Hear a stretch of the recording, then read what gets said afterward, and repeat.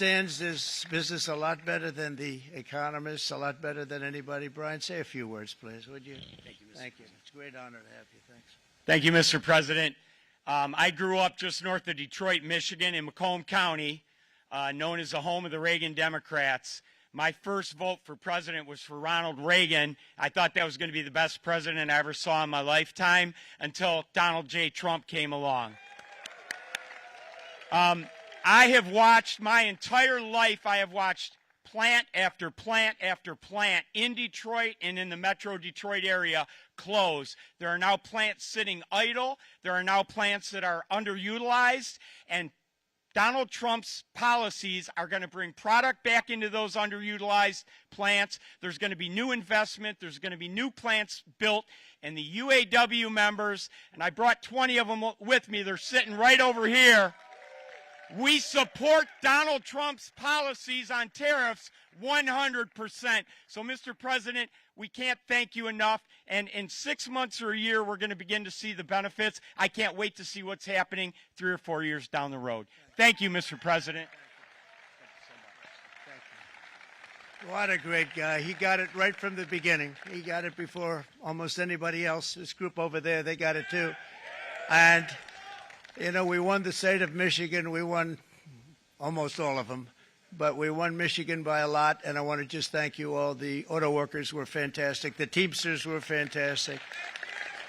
Everyone was pretty good, I will tell you. Thank you very much. I appreciate it. You're going to be very happy very soon, and you probably see what's happening with all of the, not only car companies, but car companies in particular. You see it with all of the ones they're moving, they're announcing day in, day out. You're seeing it. Nobody's ever seen anything like that. With today's actions, we're also standing up for our great farmers and ranchers who are brutalized by nations all over the world. Brutalized. Canada, by the way, imposes a 250 to 300% tariff on many of our dairy products. They do the first can of milk. They do the first little carton of milk at a very low price, but after that it gets bad, and then it gets up to 275, 300%. So when they're figuring what's Canada charging, they say, oh, about 2%, 3%. But take a look at what happens down the road. When you look a little bit, it's not a pretty picture, and we don't like it, and it's not fair. It's not fair to our farmers. It's not fair to our country. And with countries like Canada, you know, we subsidize a lot of countries and keep them going and keep them in business. In the case of Mexico, it's $300 billion a year. In the case of Canada, it's close to $200 billion a year. And I say, why are we doing this? Why are we doing this? I mean, at what point do we say you got to work for yourselves, and you got to? This is why we have the big deficits. This is why we have that amount of debt that's been placed on our heads over the last number of years, and we're really not taking it anymore.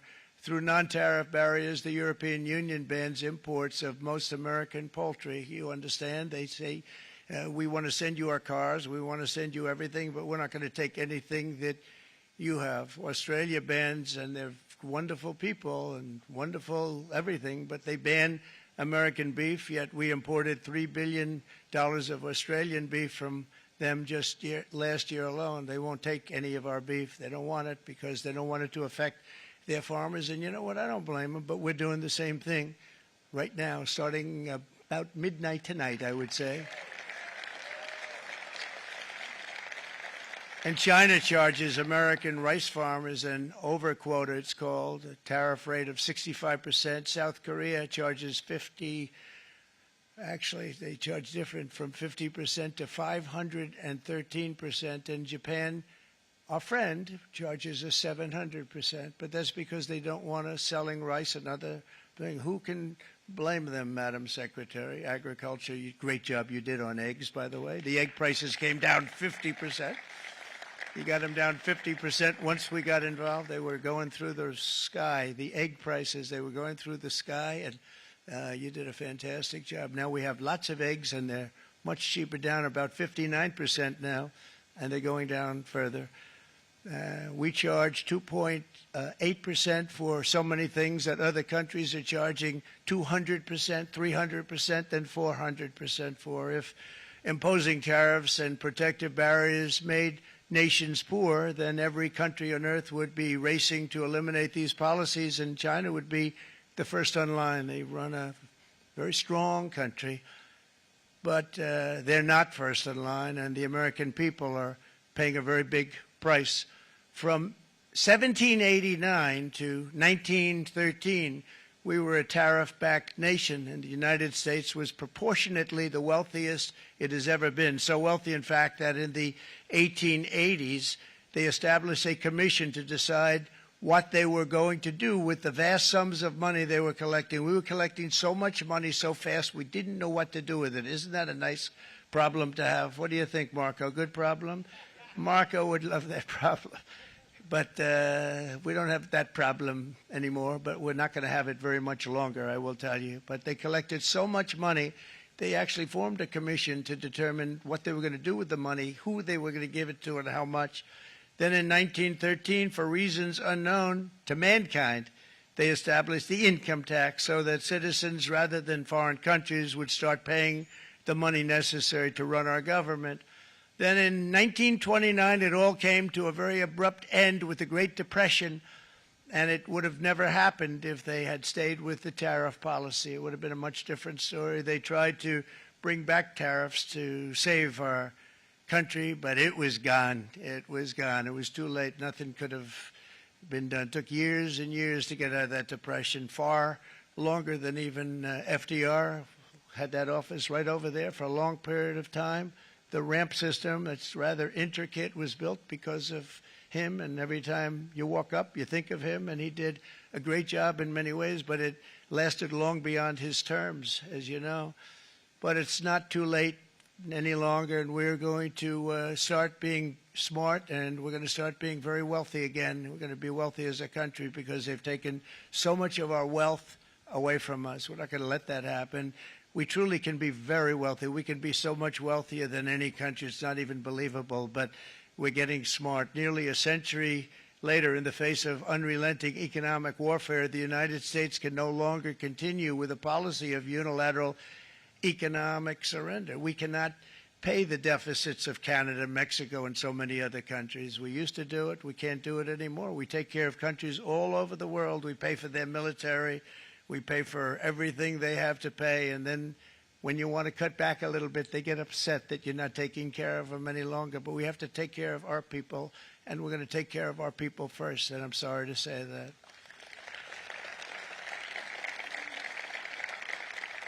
And today we're standing up for the American worker, and we are finally putting America first.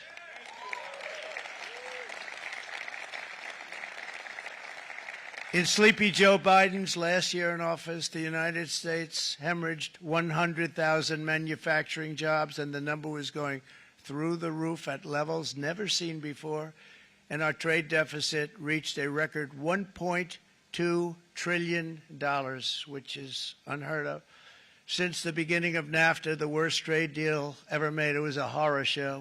I was able to terminate it. They all said you'd never be able to get it out. We had to get approval from Congress to get it terminated. We had to live with that deal. It was the worst trade deal ever made by far. But since the very beginning of NAFTA, our country lost 90,000 factories. Think of what that is, 90,000.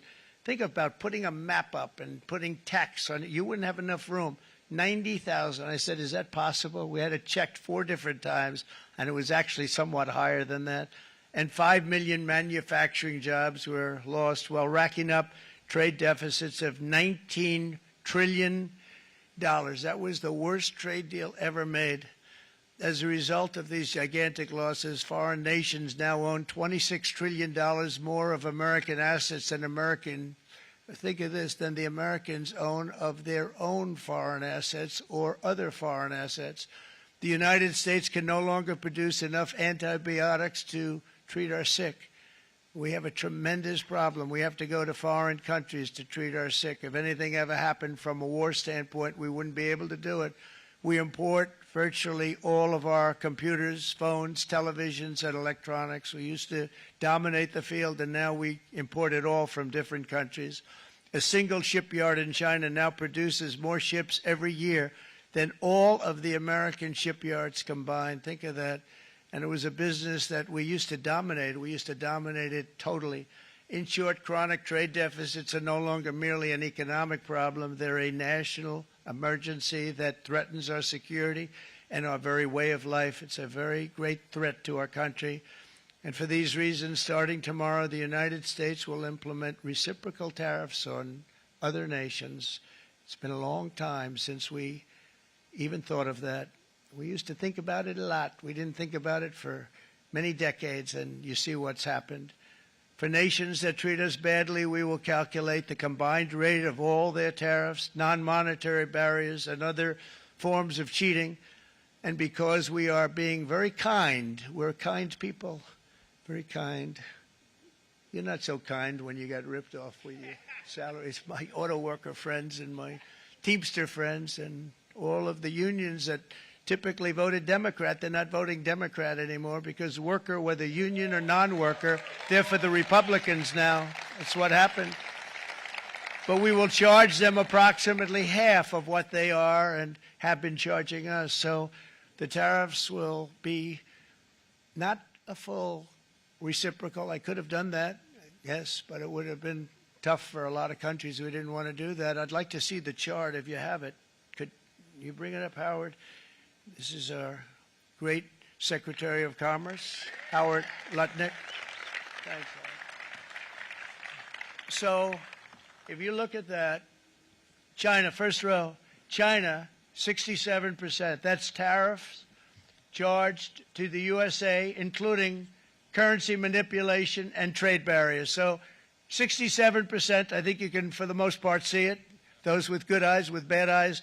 We didn't want to bring, it's very windy out here. We didn't want to bring out the big charts because it had no chance of standing. Fortunately, we came armed with a little smaller chart. So it's 67%, so we're going to be charging a discounted reciprocal tariff of 34%. I think, in other words, they charge us, we charge them less. So how can anybody be upset? They will be because we never charge anybody anything, but now we're going to charge. European Union, they're very tough, very, very tough traders. You know, you think of European Union, very friendly. They rip us off. It's so sad to see. It's so pathetic. 39%, we're going to charge them 20%, so we're charging them essentially half. Vietnam, great negotiators, great people. They like me, I like them. The problem is they charge us 90%. We're going to charge them 46% tariff. Taiwan, where they took all of our computer chips and semiconductors. We used to be the king, right? We were everything. We had all of it. Now we have almost none of it, except the biggest company is coming in. We're going to end up with almost 40%. Lee Zeldin's working to get their approvals. And it's an amazing company. Mr. Wei, of one of the great companies of the world, actually. They're coming in from Taiwan, and they're going to build one of the biggest plants in the world, maybe the biggest for that. But 64%, we're going to charge them 32%. Japan, very, very tough, great people. And again, I don't blame the people for doing it. I think they're very smart in doing it. I blame the people that sat right in that Oval Office, right over there, right behind the Resolute desk or whichever desk they chose. Japan, 46%. They would charge us 46%, and much higher for certain items like cars, you know, little items like cars. 46%, we're charging them 24%. India, very, very tough, very, very tough. The Prime Minister just left, and he's a great friend of mine, but I said, you're a friend of mine, but you're not treating us right. They charge us 52%. You have to understand, we charge them almost nothing for years and years and decades, and it was only 7 years ago when I came in, we started with China charging. We took in hundreds of billions of dollars from China in tariffs, and they understood, honestly. President Xi understood. He said, look, I understand, and the other countries, and they all understand. We're going to have to go through a little tough love, maybe, but they all understand. They're ripping us off, and they understood it. Prime Minister of Japan, Shinzo Abe. He was a fantastic man. He was unfortunately taken from us, assassination. But I went to him and I said, Shinzo, we have to do something. Trade is not fair. He said, I know that, I know that. And he was a great gentleman. He was a fantastic man, but he understood immediately what I was talking about. I said, Shinzo, we have to do something. He said, I know that. And we worked out a deal, and it would have been a much better deal, but frankly, there were many years left in the deal that was made previous to my getting there, but it was something. If you look at Switzerland, 61% to 31%, Indonesia, Malaysia, Cambodia, oh, look at Cambodia, 97%. We're going to bring it down to 49. They made a fortune with the United States of America. United Kingdom, 10%, and we'll go 10%. So we'll do the same thing. South Africa, 60%, 30%, and they've got some bad things going on in South Africa. You know, we're paying them billions of dollars, and we cut the funding because a lot of bad things are happening in South Africa. The fake news ought to be looking at it. They don't want to report it. Brazil, 10%, 10%. Bangladesh is 74%. So you see what's going on. Pakistan, 58%. Sri Lanka, 88%.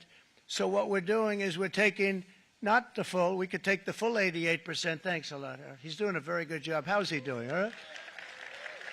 I think you better take it with you. It's not going to last very long.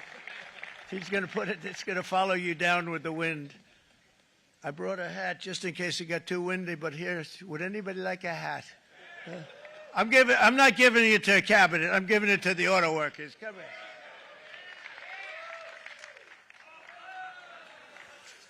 Thank you, fellas. Get it. That's it. That's it. They deserve it more than our cabinet. Our cabinet has plenty of hats. But you see the numbers. The numbers are so disproportionate. They're so unfair. At the same time, we will establish a minimum baseline tariff of 10%. You notice that on the chart. And that'll be on other countries to help rebuild our economy and to prevent cheating. So we're going to have a minimum of cheating, and we're going to be very severe on the people that at the gate that watch the tariffs and watch the product coming in, because there's been a lot of bad things happening at the gate because the money is so enormous that you're talking about. There's never been probably anything like it in terms of the enormity, and there are a lot of bad things happen at the people that do the check-in, and they're looking at 10-year jail sentences if they do play. We're going to treat them so good, but if they cheat, the repercussions are going to be extremely strong. Foreign nations will finally be asked to pay for the privilege of access to our market, the biggest market in the world. We're right now the biggest market in the world. We had a great country 4 years ago in terms of the economics. We were doubling up on China. We were doing so well. Nobody was going to catch us, but so much of it slipped away over the last 4 years under Biden. I campaigned on this policy throughout last year, and today that promise was made, and it was also a promise, as you know, that was kept. Promises made, promises kept. To any company that objects to our common sense reciprocal tariffs, again, reciprocal, back and forth, back and forth. And I call this kind reciprocal. This is not full reciprocal. This is kind reciprocal. But what we do is we cut it in half. We charge them. My answer is very simple if they complain. If you want your tariff rate to be zero, then you build your product right here in America, because there is no tariff if you build your plant, your product in America. And we've seen companies coming in like we've never seen before. Likewise to all of the foreign presidents, prime ministers, kings, queens, ambassadors, and everyone else who will soon be calling to ask for exemptions from these tariffs. I say, terminate your own tariffs, drop your barriers, don't manipulate your currencies. They manipulate their currencies like nobody can even believe, which is a bad, bad thing and very devastating to us. And start buying tens of billions of dollars of American goods. Tariffs give our country protection against those that would do us economic harm. And many people were looking to do us economic harm. Maybe not so obviously, but they were doing tremendous economic harm. But even more importantly, they will give us growth. These tariffs are going to give us growth like you haven't seen before. And it'll be something very special to watch. I am so looking forward. And Brian, it's going to happen even faster than you said. You know, you might say, but it's already started. It's already started. Work's already begun on plants all around the country, and you see that as before. These are big, rich companies. We have $61 billion started on a big plant going up. It's going to be announced over the next 2 days, and they already started work. Many of these the biggest companies in the world, they've committed to build, build, build. We're going to build, build, build, sir. And they came here to see me, and they wanted to know if they could have a press conference. I do as many as I can. I'm pretty busy trying to stop Russia and Ukraine and the Middle East. We got to stop that. We got to stop the Houthis, which we're making tremendous. They like shooting ships down and out of the water, sinking ships. They get a kick out of it, but they're not getting such a kick out of it now, are they, Mr. Secretary? They're not getting such a kick out of that now.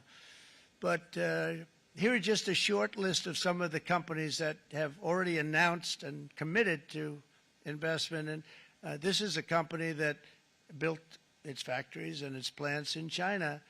Apple is going to spend $500 billion. They never spent money like that here. They're going to build their plants here. SoftBank, OpenAI, and Oracle, great companies, are investing $500 billion almost immediately. NVIDIA, a hot company, is investing hundreds of billions of dollars. They just announced. TSMC, the biggest, most important company in the world of chips from Taiwan, with no investment from us, is investing $200 billion. And they said the reason was, number one, the election of November 5th, and number two, the tariffs. They don't want to pay the tariffs, and the way they're not paying it is to build their plant here. So we're going to go from almost no percentage. We used to have 100% of the chip market. Now it's all in Taiwan. Almost all of it's in Taiwan. A couple of other countries, but mostly in Taiwan. And think of it. We had 100%. We lost it because of people in that office that didn't do their job. They allowed it to be stolen from us. Johnson & Johnson, great company, $55 billion. Eli Lilly, $27 billion. Meta is investing $500 billion. Wow. DeMac is investing $20 billion. CMA, CGM, $20 billion. And then you have Merck and Clarios, Stellantis, General Motors, GE Aerospace, Honda, Nissan, Hyundai are all putting in billions and billions of dollars, and they're committed 100%. So. And we've never had, and this is after 2.5 months. This is after just a short, this all took place as soon as we came out with what everybody wanted to do. You know, I watched a gentleman today on television. He used to work with Lee Iacocca, a very respected automobile person, and he said, you know, because they're asking people, and they try and get as many negative people as they can, but they can't find them too much. It's pretty hard to find in terms of what we're doing, especially when they see all this investment.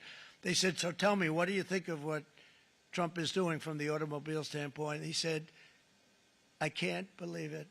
Somebody is finally, he's an older guy, real pro, really top guy, with Lee Iacocca. He said, I never thought I'd see the day when this would happen, where somebody had the courage to go and do what has to be done. This is transforming our nation. Our entire nation is going to be transformed, not only with the cars, but on every single other item that's built. We're going to become an industrial powerhouse. And he said that so beautifully today. In fact, I'm going to find out, I'm going to get a tape, and Bruce, I'm going to get that tape, and I'm going to send it to you out in Long Island, and you're going to play it for the people and all your union workers and your non-union workers out there. You got a pretty even split. But we have, so far, it looks like we're going to have about $6 trillion of investments, and you wouldn't do that in years in this country over the last number of years. $6 trillion, and that's going to be much higher by the end of the year. And think of what $6 trillion is.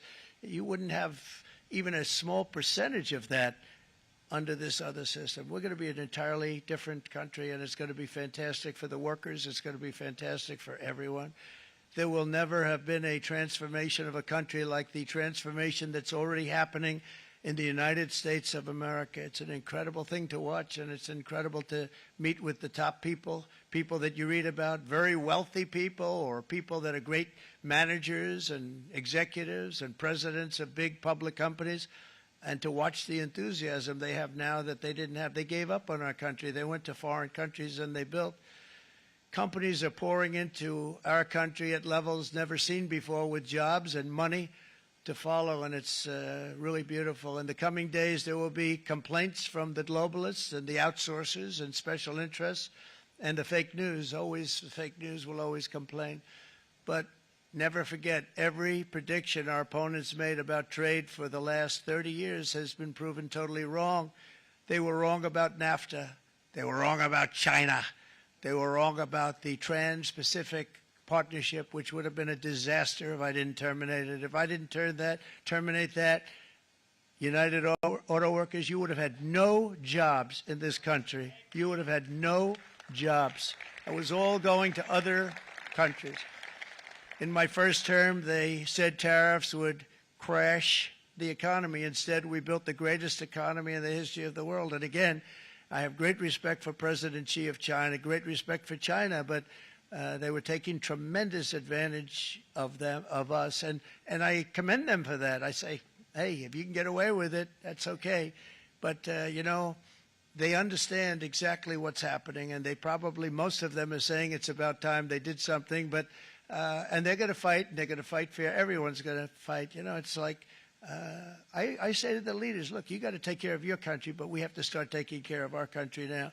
We can't do what we've been doing for the last 50 years. From the day of my election, the stock market went up in my first term 88%, with NASDAQ going up 155%, more than any president has ever had in any term in office, by far.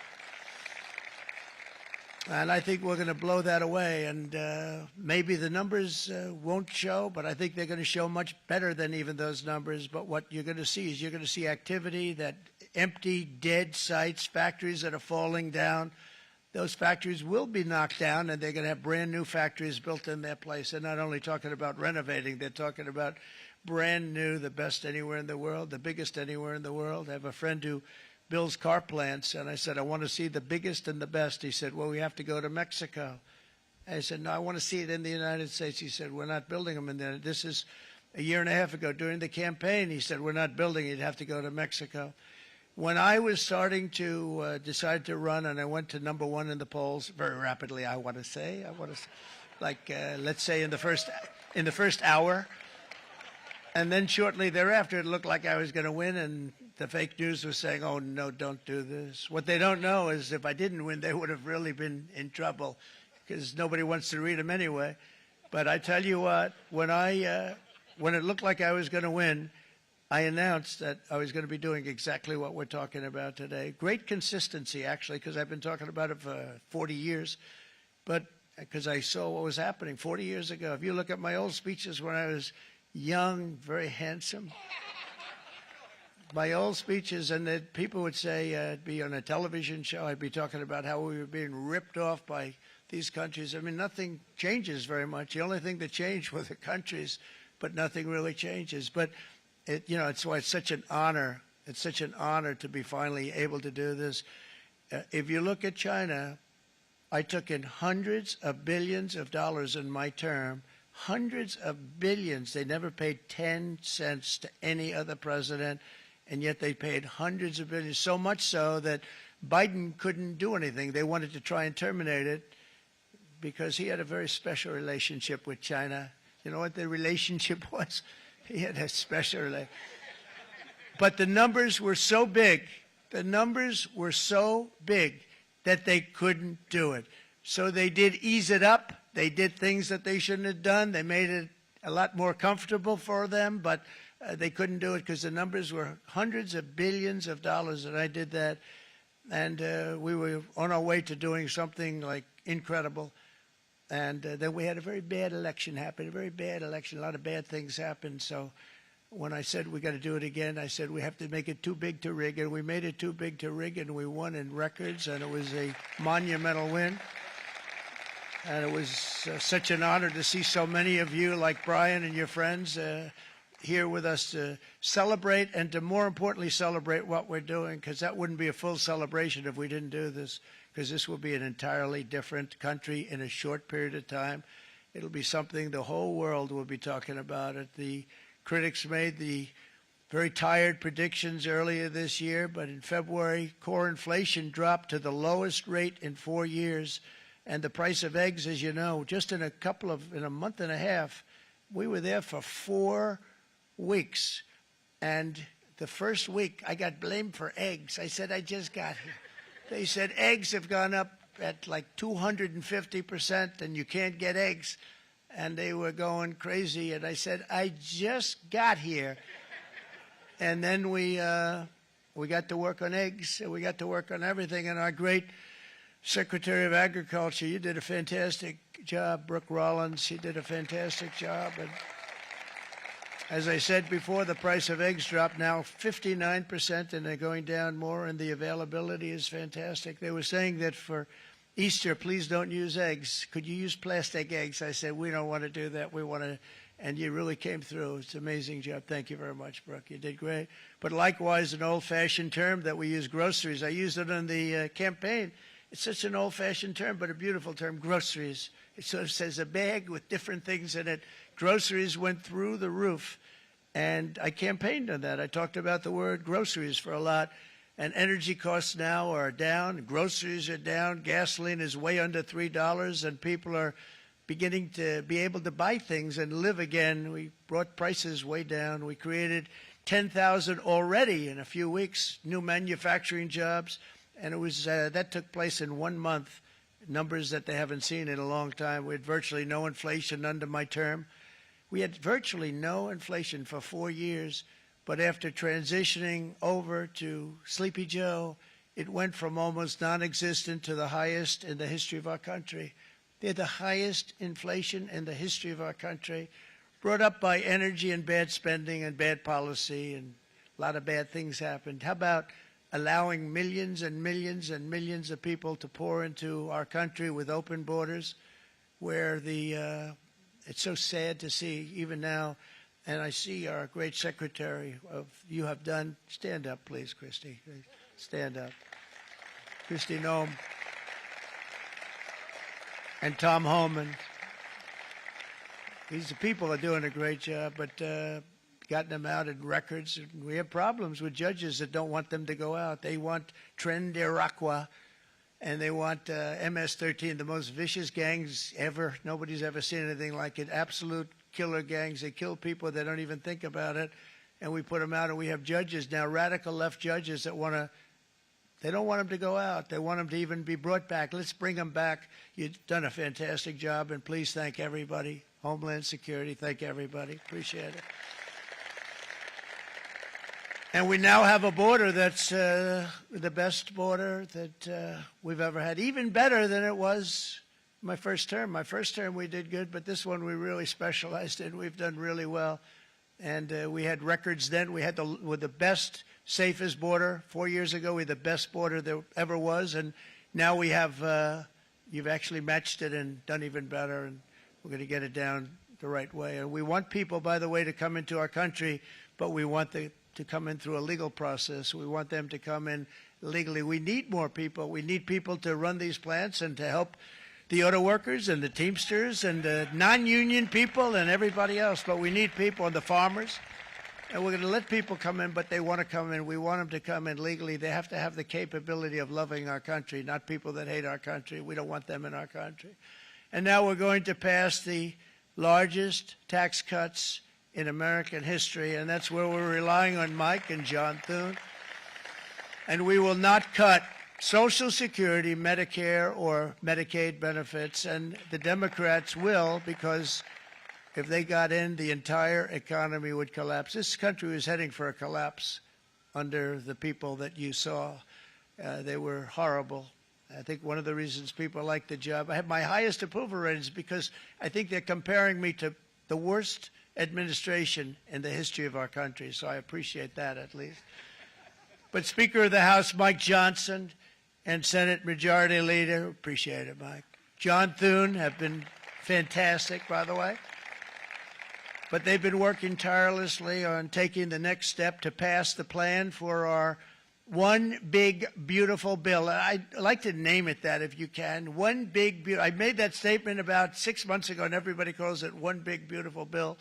And it will be that. It'll have everything, the big tax cuts and every incentive there is. And it'll be fantastic. And by the way, for the cars, we're asking for an interest deduction on a loan. So if you build the car, only in America we do it, Brian. If the car's not built in America, you don't get the interest rate deduction. But if you build the car in America, if you buy a car, if it's built in America, then you get an interest rate deduction, tax deduction, and that's a big thing. That's going to be a big thing. I think that's going to pay for itself very quickly, that deduction. Never happened. We've never had anything like that before. Somebody said, where do you get the idea? Because it's so basic. You would think that would have happened a long time ago. It never did, and I'm very happy it didn't, because now I can say that was my idea. But we're going to get us closer to the debt extension. We have to get the debt extension passed, and I know you're going to be able to do that, Mike, and it's very important that you do that. And all of the other things that the Senate budget plan gives us, along with working, because I know they're working together, John and Mike, and the two bills are going very well together. We need to get our shared priorities done, including certain permanent tax cuts. We want the tax cuts to be permanent, spending cuts, energy and historic investments in defense, border, and so much more. We're covering everything. These will be phenomenal. There'll be no bill like this going to straighten. One bill is going to straighten out our country for many, many years to come. And we said, let's just do it and let's get it done. And some guys will love it and some guys will like it a little bit less because they're not getting what they were exactly looking for, but they're getting a lot. They'll never, if we get this done, it'll be the most incredible bill ever passed in the history of our Congress and Senate and congressmen, the senators and the congressmen, many of whom are here today, will be very proud of themselves. I really believe that. It's going to set us on a whole new prosperous path. We're going to cut spending and right-size the budget back to where it should be. We're going to do that very strongly. Thank you, Rick. Thank you. John, thank you. Oh, look at all of our senators over there. Oh, boy, that's a nice group of people.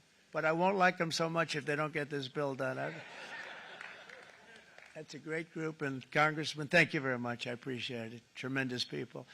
The Senate plan has my complete and total support, and the House plan likewise is very similar. They're moving along pretty much at the same clip, and as soon as you're ready, you'll show it to me, and I'm sure it'll have my support, Mike.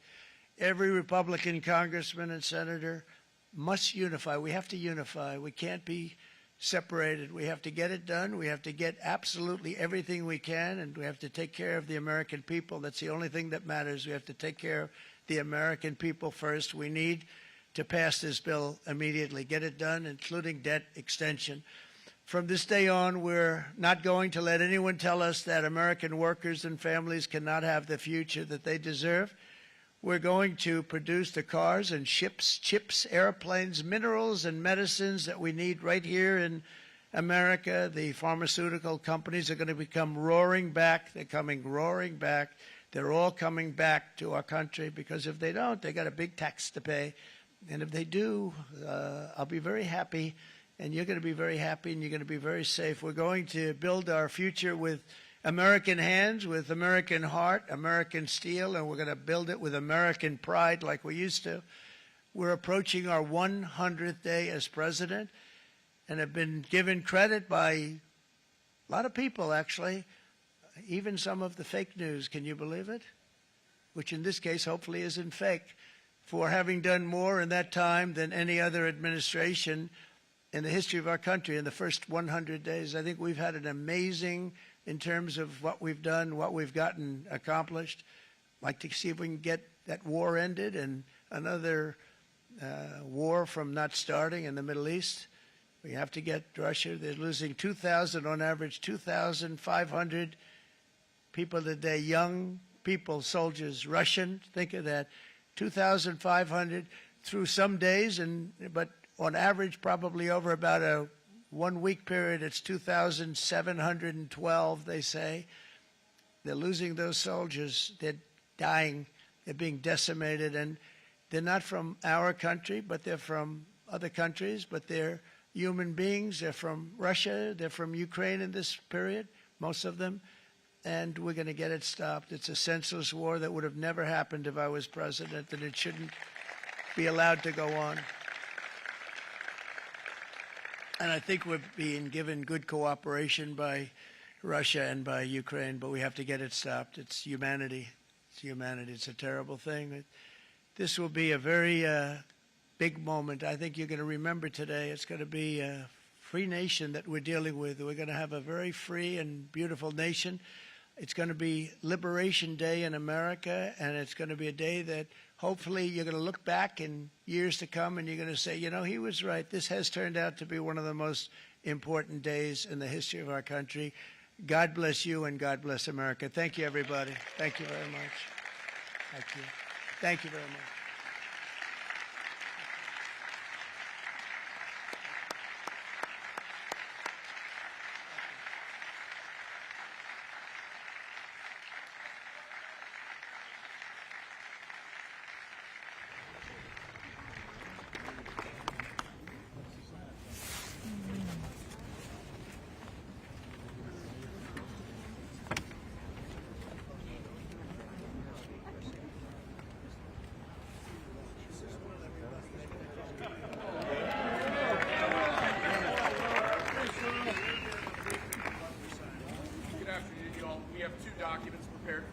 Signature today. One closes what's referred to as the de minimis loophole with respect to imports from the Not even Hail Mary. The other is the big one, is the reciprocal tariff executive order that the president just spoke about at length. This is obviously a huge deal, and it's been an honor to be part of the team getting started.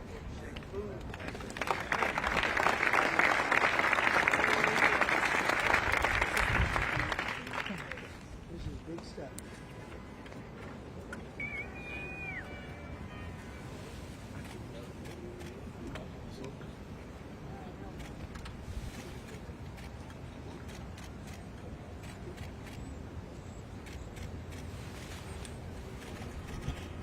That's a 10. That's a good one.